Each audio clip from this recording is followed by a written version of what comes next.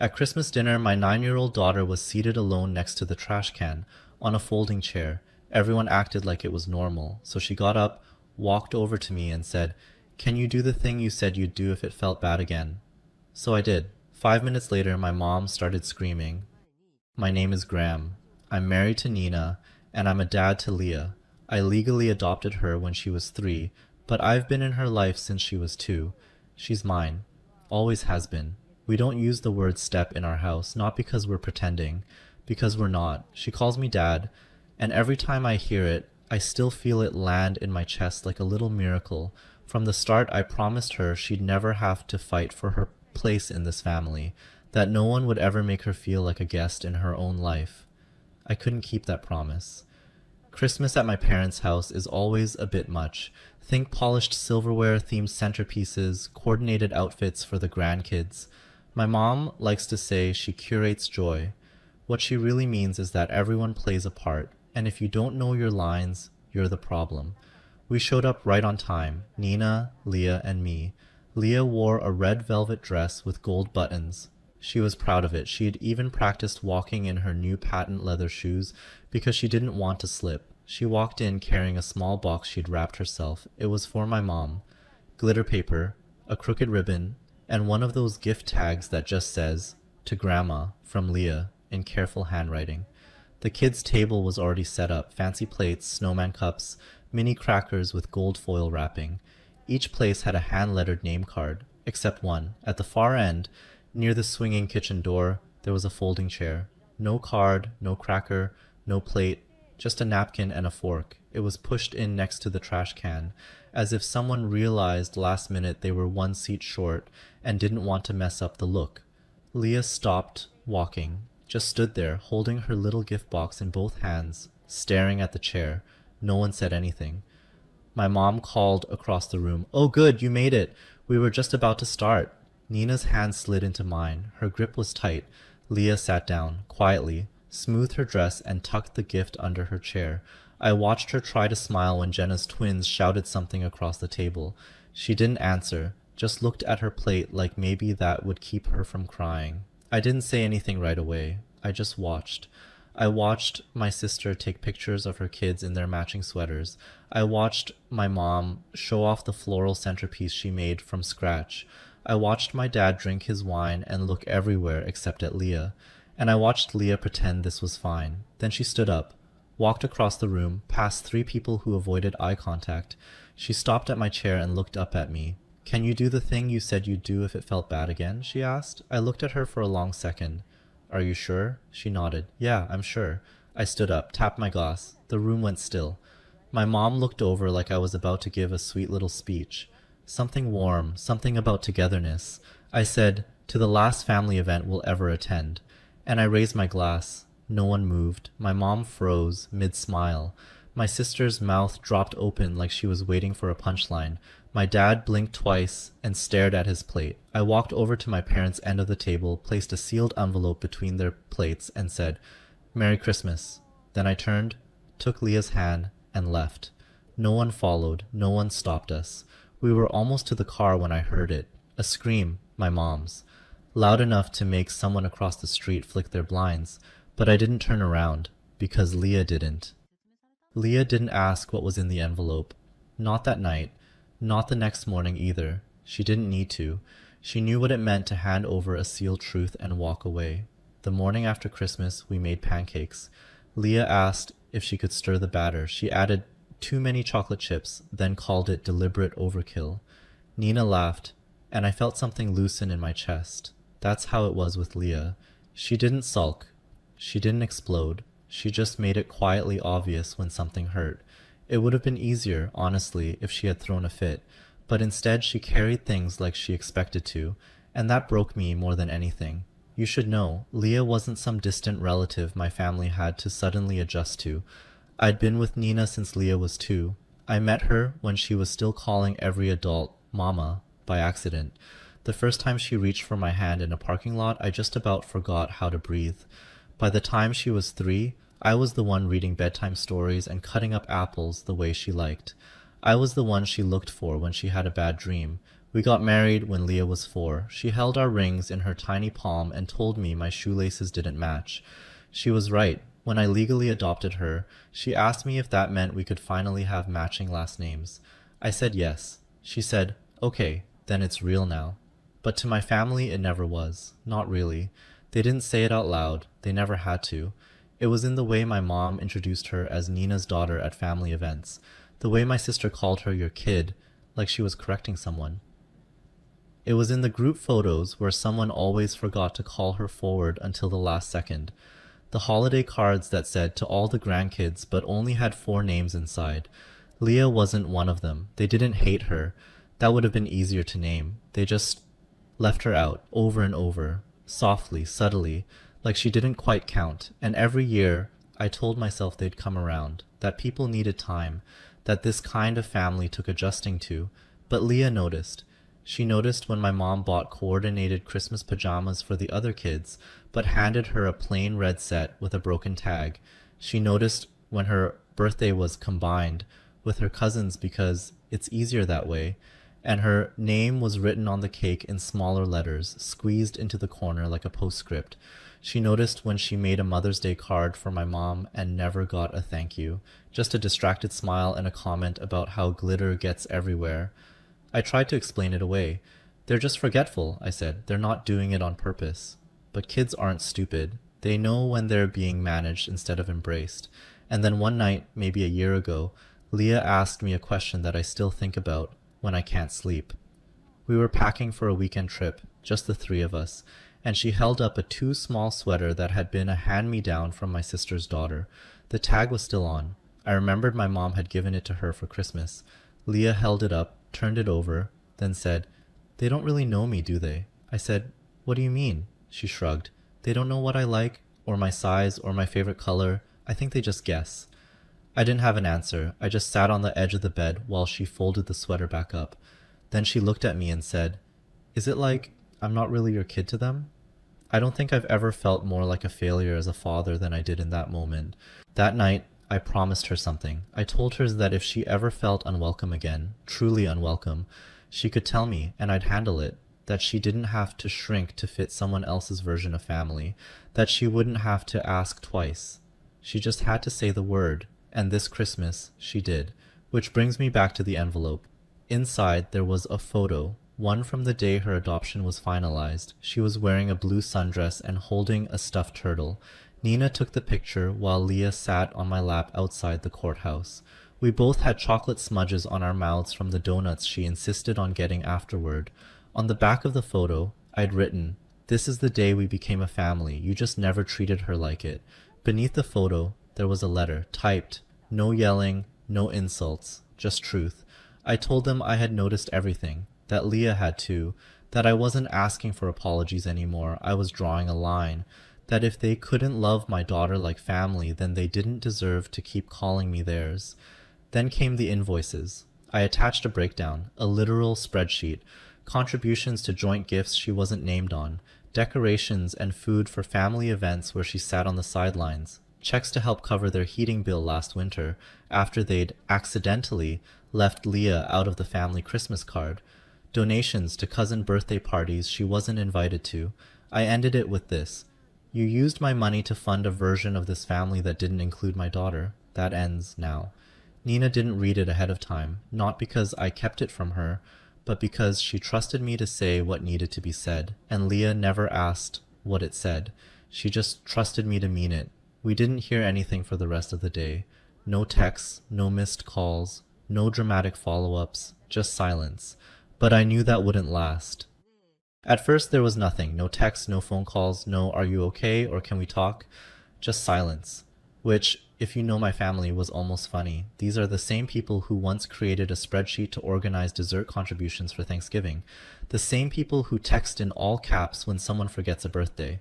Silence from them was a strategy.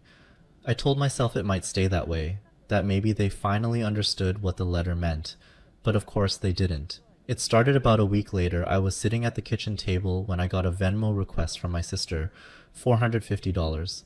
The caption just said, "Birthday for Owen, everyone pitching in, same as last year. Owen is her son. He's turning 10. We hadn't been invited to his party. I knew that because Leah had seen the photos of the invitation on his class bulletin board, wrapped candy canes, gold font, a dinosaur in a party hat, the kind of invite you don't forget to send by accident. Still, they asked for money. I didn't respond. I didn't pay it. I didn't even decline. I just left it there. 3 days later, my mom emailed Nina, not me, Nina. The subject line was, "Just a reminder." Inside was a note that said they hadn't received our usual contribution toward the winter heating bill. My parents live in the same house I grew up in, and for the past few years, I'd been quietly helping with their utilities. Never made a big deal about it. Just sent the money every January and October. I thought I was helping. Apparently now it was expected. Nina didn't answer. She just forwarded it to me and said, "I guess your mom's finally talking to us." I didn't reply to that either. Then came the texts, first from my sister. "Hey, just wondering if you guys are still coming to Dad's birthday? Want to get a head count for the cake?" Then, "I assume Leah still likes vanilla? Or does she eat cake now?" I stared at that one for a while. The next morning, my phone buzzed with a message from my mom. "Graham, I don't know what the letter was about, but this is getting ridiculous. Leah is welcome. She always has been. You're making a mountain out of a molehill." Molehill. She really said molehill. That was the word she used for a child being seated by a trash can on Christmas. I didn't answer. I wanted to. I wanted to send a photo of Leah's face at that table. I wanted to list every year, every slight, every time they looked through her like she wasn't real. But I didn't. I've learned that the people most determined to misunderstand you will always find a way. Instead, I stayed quiet, and the silence started to unnerve them. 2 weeks later, we got a card in the mail. It was addressed to Leah. Inside was a photo of her and my parents at a pumpkin patch from years ago. She must have been 5. My mom had written on the back, "You'll always be family. Love, Grandma." No apology, no context, just a photo and a sentence that tried to rewrite the past. Leah opened it at the table. She looked at it for a long time, then turned it over again. She didn't ask what it meant. She just said, "I don't think she ever called me that before." That night, I sat down with her and said, "You don't have to respond. You don't have to do anything." She nodded. "I know." She didn't hang it on the fridge. She didn't put it in her drawer. She left it on the counter and went to bed. Then, a few days later, it escalated. There was a knock at the door. Nina looked through the peephole and turned to me, wide-eyed. "It's your mom." I opened the door just far enough to step outside and close it behind me. She smiled like nothing had happened, like we were neighbors catching up after a long trip. "I just wanted to see Leah," she said. I didn't say anything. "I thought maybe we could talk, just the two of us, clear the air." "There's nothing to clear," I said. She sighed. "Graham, this is ridiculous. She's a child. She doesn't know what she's doing." "She knows exactly what she's doing," I said. "And so do you. You're turning her against us." "No," I said. "You did that all by yourself." She tried to push past me, said something about being her grandmother, about having a right to speak to her. I stepped in front of the door. "No," I said. "You don't." Her face changed then, like something cold slipped in behind her eyes. She looked at me like I was the stranger now. "I raised you better than this," she said. "You raised me to stay quiet," I said. "That's not the same thing." Then I went inside and locked the door. Nina was standing in the hallway. She didn't ask what happened. She didn't need to. That night, we told Leah we were done, officially. No more events, no more messages, no more maybe next time or just let it go. She didn't argue, she just said, "Good," and that was it. But it wasn't really, because something was coming, something none of us saw coming, and it would make everything else look like the warm-up act. We thought we were done, after Christmas, after the letter, after the Venmo requests, the guilt trips, and the photo in the mail, after my mother showed up at our door, pretending nothing had happened, after Leah said good with so much clarity I could barely breathe. We thought that was the end. Then Eric showed up, Leah's biological father. I hadn't seen him in 7 years, not since the custody hearing where he lost all parental rights, permanently and irrevocably. It wasn't even a close case. There was a restraining order at one point, then a judge's ruling, then silence. He hadn't called, hadn't written, hadn't tried to see Leah. As far as I knew, he didn't even know where Nina and I lived. That was the entire point. And then one Thursday afternoon, I opened the front door because I thought a package had arrived, and he was standing on the porch. Older, rougher, same look in his eyes, like the world owed him something and he'd come to collect. Eric? I said, already stepping halfway out and pulling the door behind me. He smiled, or something close to it. Heard you've been pretending you're her dad. My stomach dropped. I don't know who told you where we live, I started. Your mom, he said. Like it was casual, like it was normal. Said she reached out for the good of the family. Said she thought Leah might need her real father. I didn't punch him. I didn't shout. I just stood there stunned, while my hands curled into fists. You have no rights, I said. None. This conversation shouldn't even be happening. I've got rights if I want 'em, he said. And if I don't, well, maybe you'd rather keep it that way. It wasn't a threat. Not directly, but it landed like one. He glanced past me toward the front window. She here? I stepped fully out and closed the door behind me. You need to leave.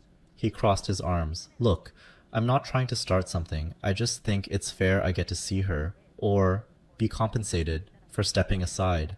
There it was, the real reason. Nina opened the door just a crack and looked out. When she saw him, she froze. Her hand went to her chest like she'd been punched there. Leah came down the stairs behind her, holding a book. She saw Nina's face and stopped. Go back upstairs, Nina said quietly. Right now. Eric didn't see her. Thank God. I stepped forward. You need to leave this property. Or what? So I called the police. They showed up in under 10 minutes. Long enough for him to keep talking. Long enough for him to say things I won't repeat. Long enough for Leah to hear enough through the floorboards to ask later, is that man going to take me away? I sat down on the edge of her bed that night, held her hand, showed her the adoption certificate again. Your name is on this. Mine is. The judge's is. His isn't and never will be.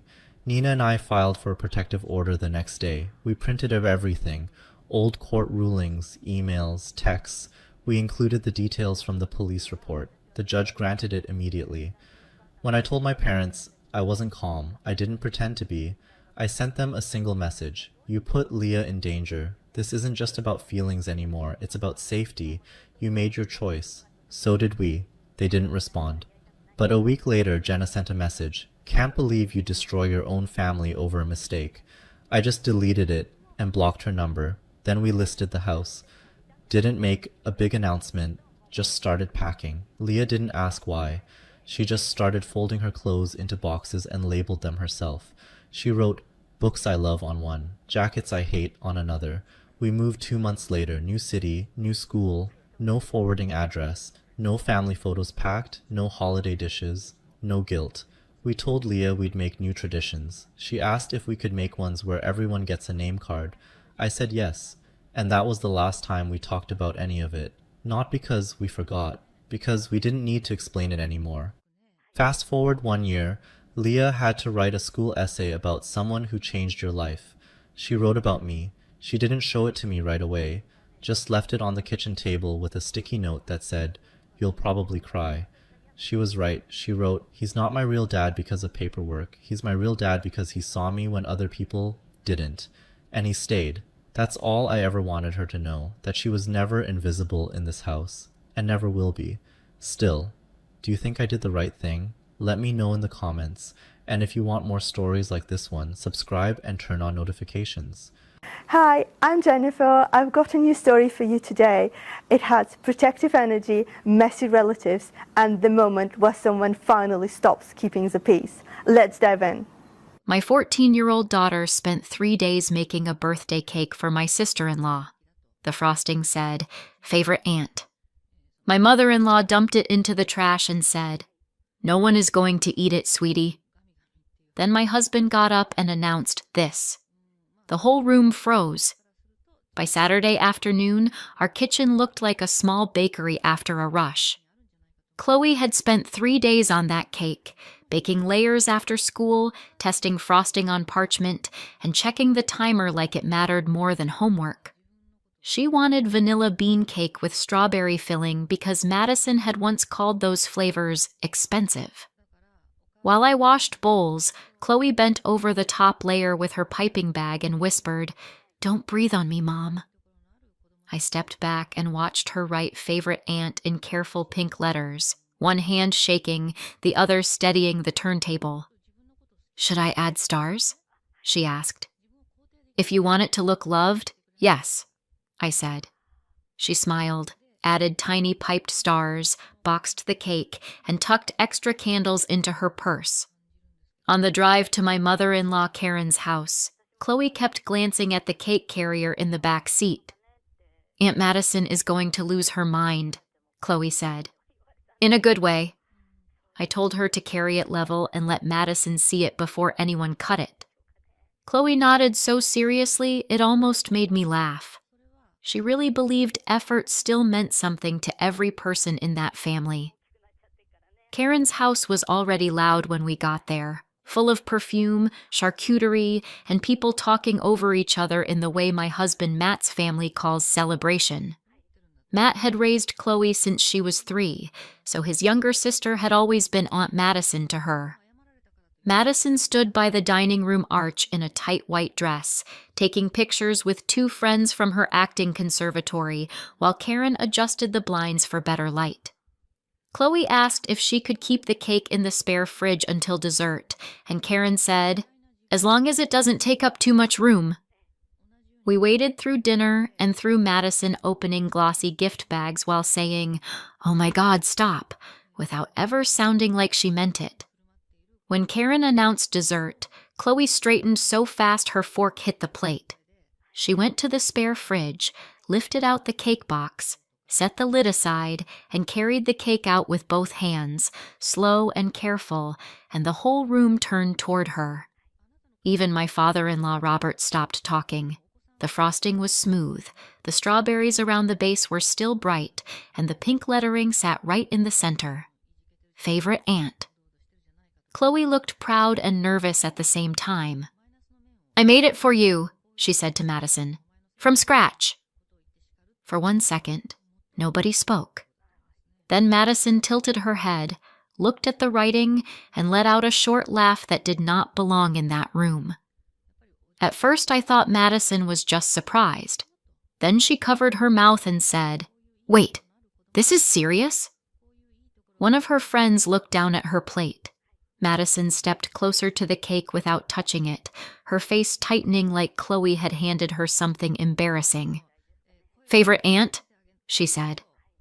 "That's intense." Chloe blinked.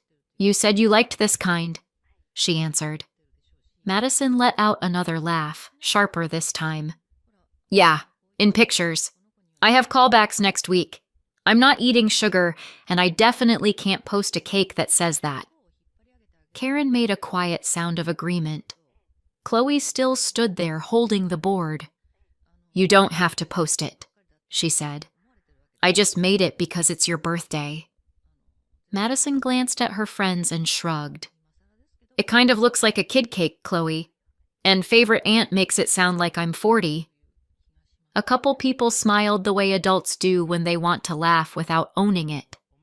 Chloe's face went red fast enough that I could see the color move. She looked from Madison to me like she had missed an instruction somewhere. Then Karen pushed back her chair. Karen crossed the room with that brisk, practical energy she uses when she wants cruelty to pass as common sense. She slid one hand under the cake board and said, "Let me help before this gets messier than it already is." Chloe didn't let go right away. Karen lowered her voice into that sugar-sweet tone she saves for public corrections. "Honey, nobody here is going to eat this, sweetie. Madison has to be careful, and most of us are trying not to poison ourselves with frosting." Chloe's mouth opened, then closed. "She worked 3 days on that," I said, finally getting out of my chair.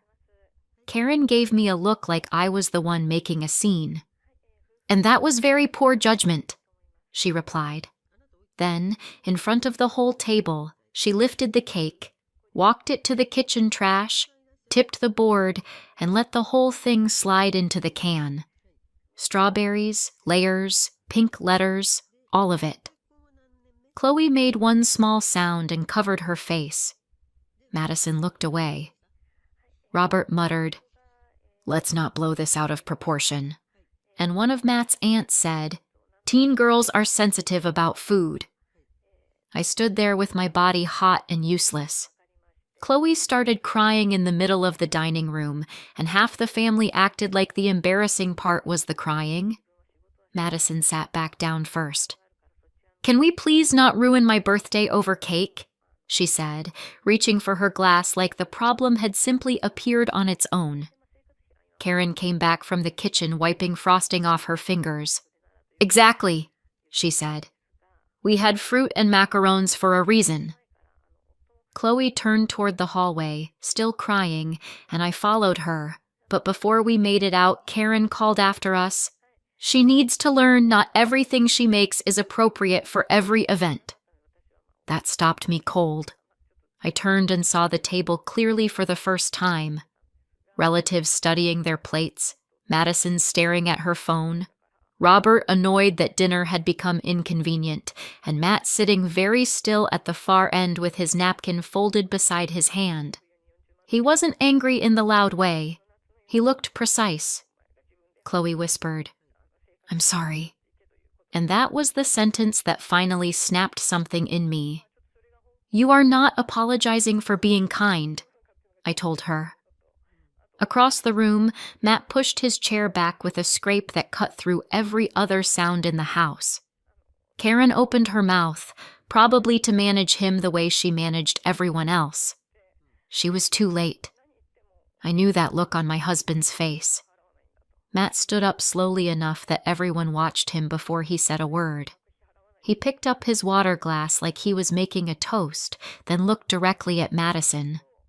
"I wish you every success in acting, modeling, and adulthood," he said. His voice was calm, which made the silence around it even tighter. Madison gave a confused smile. Karen said, "Matthew, sit down." He didn't even glance at her. "Starting today," he continued, "you can finance all three yourself." The words landed in order, first on Madison, whose face emptied, then on Robert, who actually set his fork down, then on Karen, who went pale before she went furious. Chloe had stopped crying without realizing it. "What are you talking about?" Madison asked. Matt finally looked at Karen and Robert. "You know exactly what I'm talking about." Karen said his name again, sharp this time, but no one moved. Karen, Robert, and Madison understood immediately that he meant the acting conservatory, the housing supplement, and the endless little rescue payments dressed up as family support.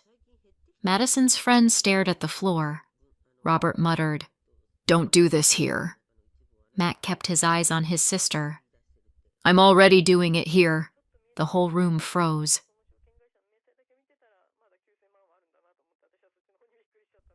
When I first started dating Matt, his little sister Madison was 8 and already running the emotional climate of that house. The first time I saw it clearly was at a Friday dinner at Karen and Robert's place. Karen had made spaghetti, Robert had a game on mute, and Madison decided halfway through the meal that she wanted takeout sushi instead. Karen told her no once, softly, and Madison slid off her chair, cried hard enough to choke, and kicked the table leg until her milk tipped over. I waited for a consequence. Instead, Karen crouched beside her and said, Okay, don't get yourself worked up," while Robert reached for his wallet. Matt grabbed paper towels and cleaned the floor. 10 minutes later, Robert came back with a California roll and a smile, and Madison sat down like she had survived an injustice. "She's our surprise baby," Karen told me, almost proudly. "She feels things deeply." Matt didn't say anything. He just wrung out the dishcloth and kept wiping up milk no one else had touched. Madison looked at him and said, "Can you get me soy sauce?" Like he worked there. He got it, because that was easier than a fight he wouldn't win. That was my first lesson in how that family rewarded the loudest need. On the drive home that night, I asked Matt if Madison was always like that, and he gave a tired shrug that answered before he spoke. "Pretty much," he said, eyes on the road. "When I was a kid, there were rules. Chores before TV, summer jobs at 15, no help with college. My parents were stricter then, or maybe just more tired and poorer. We stopped at a light, and he tapped the wheel once. I asked if he resented her. Not when she was little, he said. It wasn't her fault she was born into the easy version. Then he glanced at me and added, but people get attached to being the exception. I remember the streetlight on his face, the way he said it without drama, like he had already accepted a fact he didn't approve of. He told me Madison never heard no for long, because somebody always translated it into yes if she cried, pouted, or simply waited people out. The problem, he said as we pulled into my apartment lot, is that eventually everyone starts calling it love. That should have warned me. Years went by, and the pattern didn't fade. It got organized. At birthdays, holidays, even random Sunday dinners, the whole house rearranged itself around whatever version of Madison had shown up that day. One Thanksgiving, she arrived 40 minutes late, announced she wasn't eating carbs, and asked why no one had made salmon.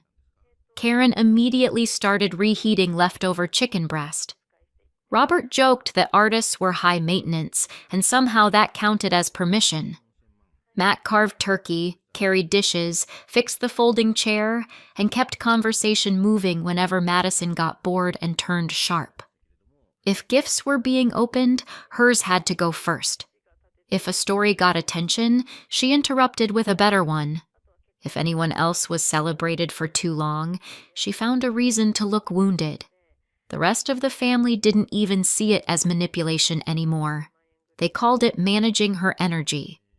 Once, when Matt's cousin asked why Madison never helped clear the table, Karen laughed and said, "We all contribute in different ways."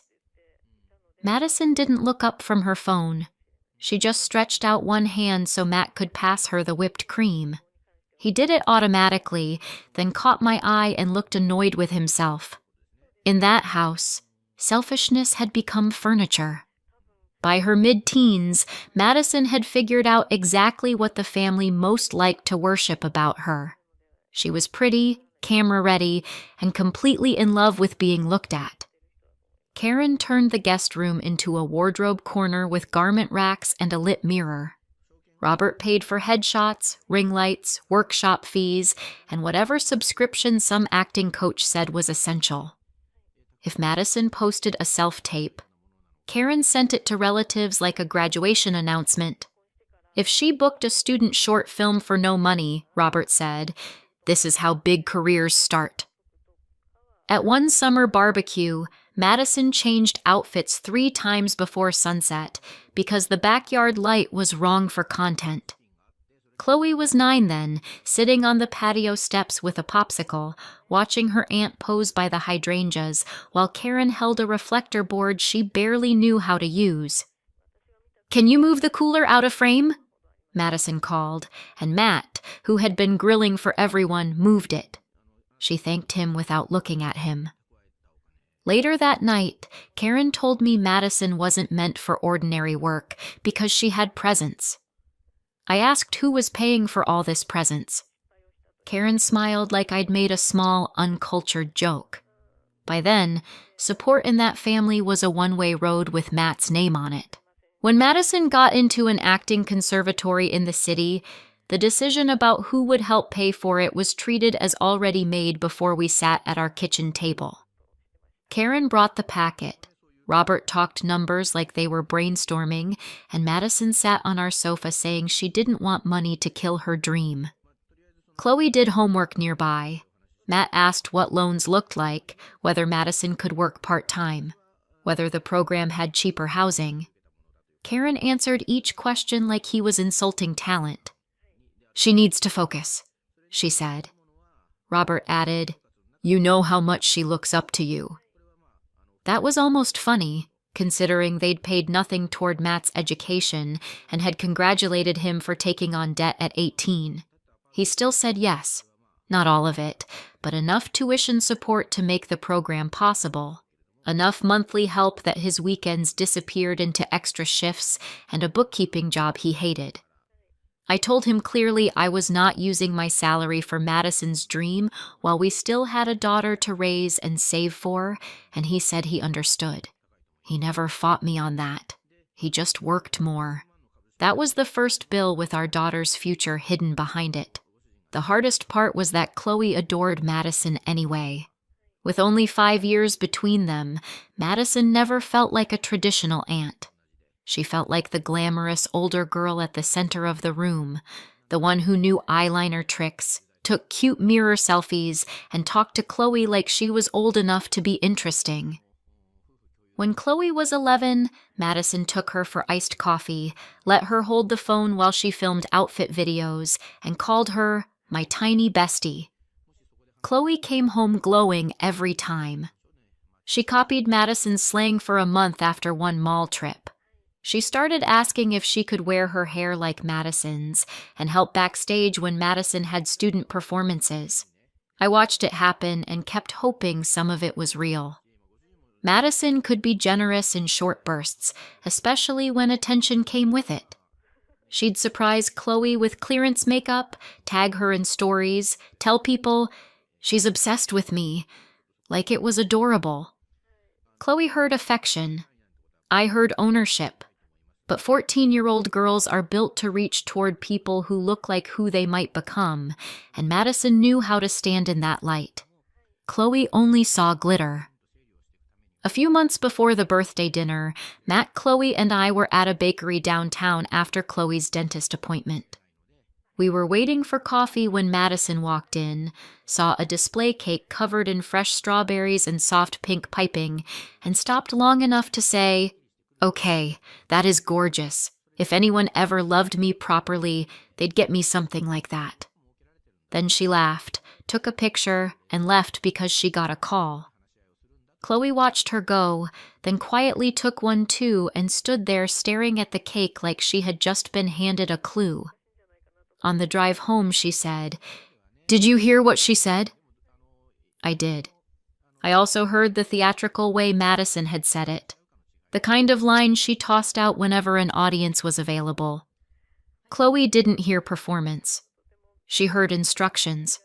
She kept the photo she'd taken of that bakery cake on her phone, asked me 2 weeks later how to make stabilized whipped frosting, and started sketching decoration ideas in the notebook where she usually wrote algebra reminders.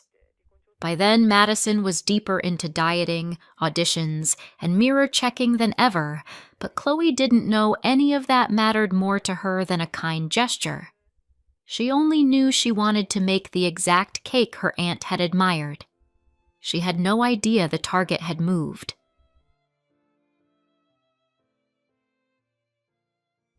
We left before anyone could call it an overreaction. Chloe cried the whole drive home, then got angry at herself for crying, which somehow made it worse. From the back seat, she kept saying, "I should have just bought her something normal."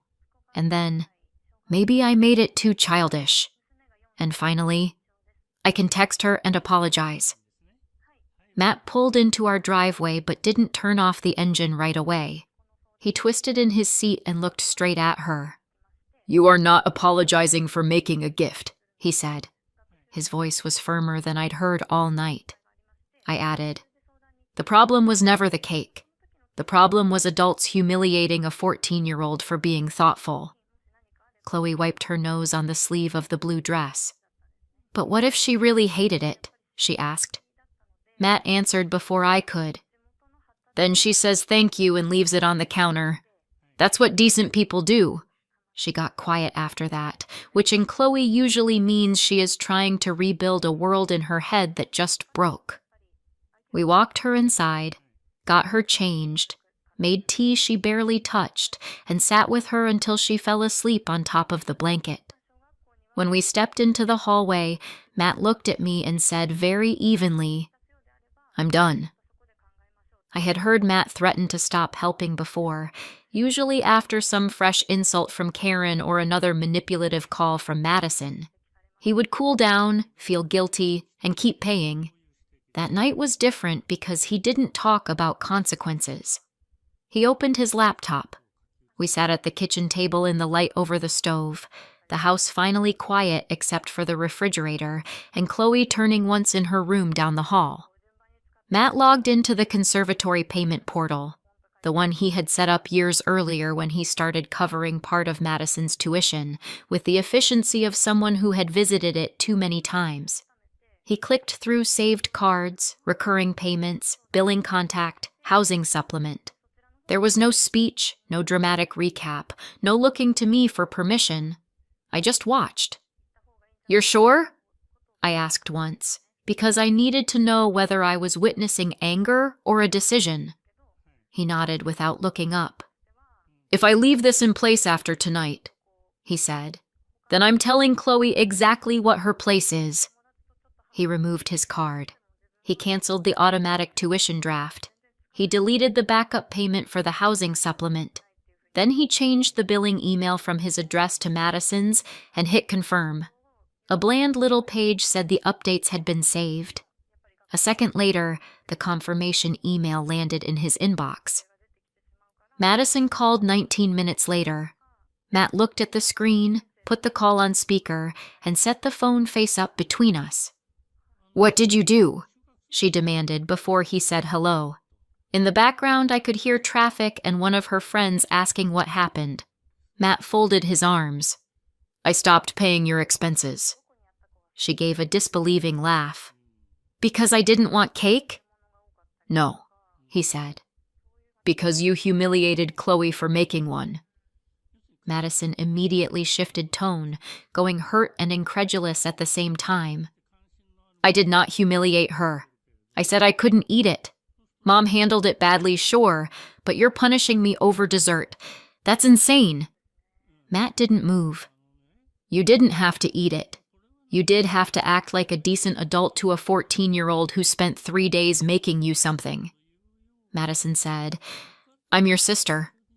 He answered, "And you're 19. That shut her up for half a beat. Then she started talking faster about deadlines, housing, and how the tuition draft had been due that week, so this one reaction could derail everything she'd worked for. Matt let her finish. "You should have thought about adulthood before you treated my daughter like a joke in front of a room full of people," he said. "I'm done financing you." For once, he didn't soften a single edge. Karen called before Madison had time to invent a better story. Matt stepped into the living room, not to hide from me, but to keep his voice low near Chloe's room. Karen started in that clipped managerial tone she uses when she thinks confidence can restore order. "Put the card back on tonight," she said. "Madison's education is too important for impulsive punishment." Matt leaned against the mantel. "This isn't impulsive." She ignored that. "She is under pressure you don't understand. Young women in that industry have to be disciplined." "Disciplined," he repeated. "Chloe is 14. She spent 3 days making that cake. Madison mocked her, and you threw it in the trash." Karen snapped. "Because it was inappropriate." Matt's voice stayed level. "No, it was generous. What was inappropriate was a room full of adults acting like my child deserved to be publicly embarrassed because Madison had a preference." Robert broke in then, louder and less polished. "You don't cut family off over one dinner." Matt answered him too. "I'm cutting off the part where I sacrifice for people who can't show basic kindness to my daughter." There was a silence so long I thought the call had dropped. Then Karen said, stunned, "You're really choosing this." Matt looked toward the hallway and said, "I already did." Karen finally heard the word, "No." After the calls were over, the house felt different in a way I didn't trust at first, like the quiet after a storm might still be a trick. Matt sat beside me at the kitchen table and rubbed his eyes. He looked tired, but not conflicted. That was new. For years I had watched him leave his family's house angry, only to spend the drive home explaining their intentions, reducing his own hurt, sanding down every sharp edge until he could keep functioning as their emergency fund and emotional translator.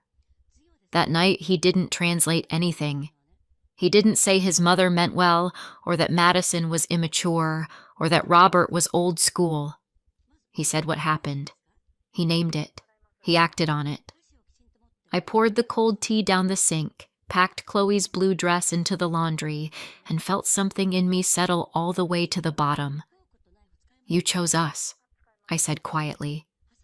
Matt looked almost surprised by the sentence, then nodded once.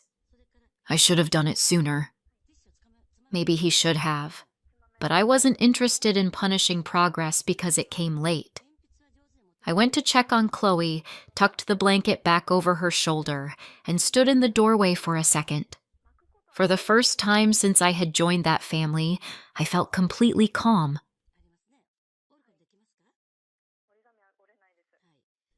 Three days later, Chloe came home from school with her backpack half open and a brightness I hadn't seen since the birthday dinner. You guys, she said before she even took off her shoes. It's okay now. She set a small shopping bag on the counter and pulled out a lip gloss set. Aunt Madison met me outside school after classes. She said she was sorry things got weird and that Grandma overreacted. We got smoothies, and she said she never wanted me to think she didn't love me. Matt and I exchanged the same look without speaking. Chloe kept going, talking fast because Hope does that. She was crying, Dad. She said the school was already warning her about late fees after the missed tuition draft, and she was under so much pressure. She said if you could just put the card back for now, everything could go back to normal, and we could all have dinner next week. There it was, tucked into the middle of the apology like a wire inside a toy. I asked, whose idea was it for her to talk to you about money? Chloe hesitated. She said I was the only one who could get through to Dad. Matt's jaw tightened. Chloe looked between us, confused again, still wanting the version of the story where kindness fixed things. The sentence wasn't hers. Matt didn't lecture Chloe.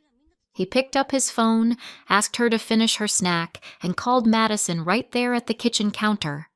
He put it on speaker before she could charm the tone of the room.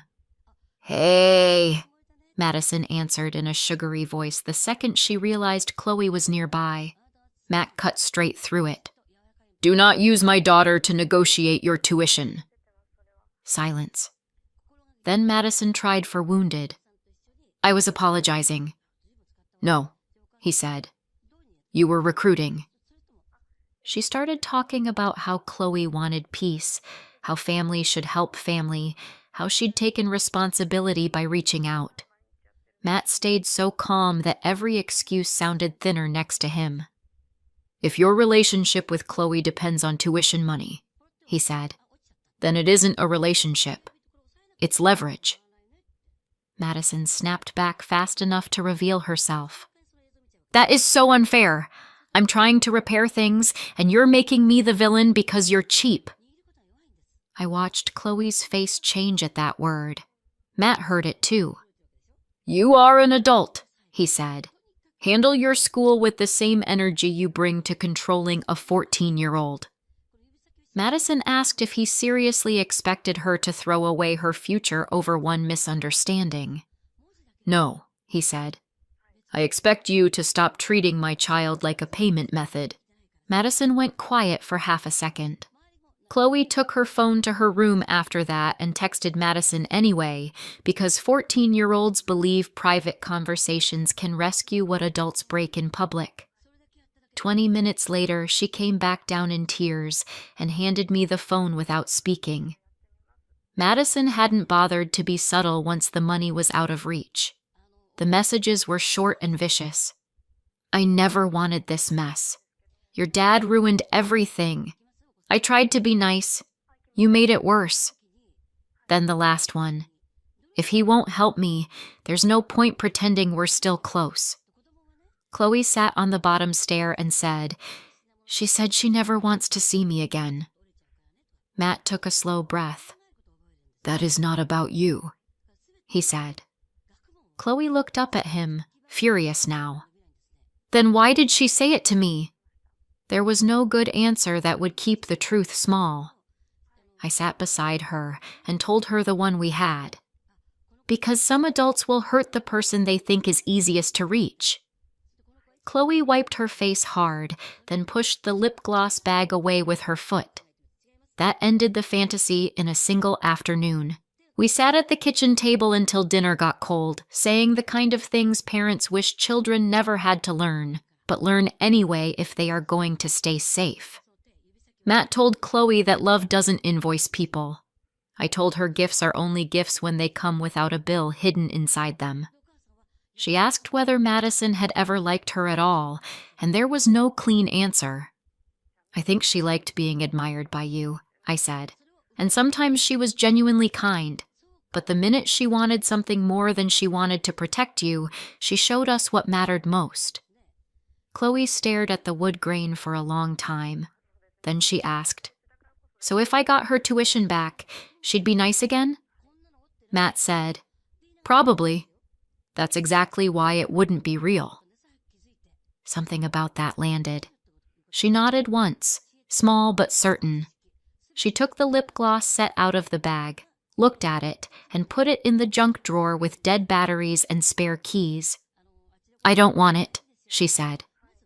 Later that evening, she muted Madison's texts, unfollowed her accounts, and handed me her phone so I could make sure there weren't any other messages waiting to sting. She didn't look lighter yet, but she looked clearer. Karen and Robert arrived the next afternoon without calling, which was typical of people who still believed urgency gave them permission. I saw Karen's SUV through the front window and knew before the knock why they were there. Matt opened the door but stayed in the frame. Karen started before anyone else could speak. "This has gone far enough," she said. "The school is charging penalties, and Madison could lose her place." Robert stood beside her with a folder. "We can't cover this," he added. "Not on this timeline." Matt didn't step aside. "Then Madison needs a plan that doesn't involve me." Karen's eyes flashed past him, searching for Chloe. I moved up beside Matt. "You don't get to say her name in this conversation after using her." Karen straightened. "No one used her." Matt answered before I could. "Madison did, and you were hoping it would work." Robert opened the folder and started pulling out statements and warnings. Matt never looked at them. "I paid for years," he said. "I'm done sacrificing for someone who humiliated my daughter and then tried to manipulate her for money." Karen said, "You're abandoning family." Matt said, "No, I'm protecting mine." 5 minutes later, they were back in the SUV and out of moves. 6 months later, our Saturdays look different. Chloe still bakes, but now the cakes stay in kitchens where people say thank you before anything else. She signed up for pastry class at the community center with money Matt used to spend on Madison's housing supplement, and he drives her there every week. He hasn't spoken to Karen or Robert since the day they stood on our porch and tried to turn tuition into a moral emergency. Through relatives, we heard they borrowed against the house to keep helping Madison, and even that wasn't enough. She had to get a job at a retail cosmetics store while staying in school, which, from where I stand, sounds like ordinary adulthood. Chloe doesn't idolize her anymore. That part is gone for good. But a few weeks ago, Madison sent one message through a cousin instead of through pressure. It was short, direct, and free of excuses.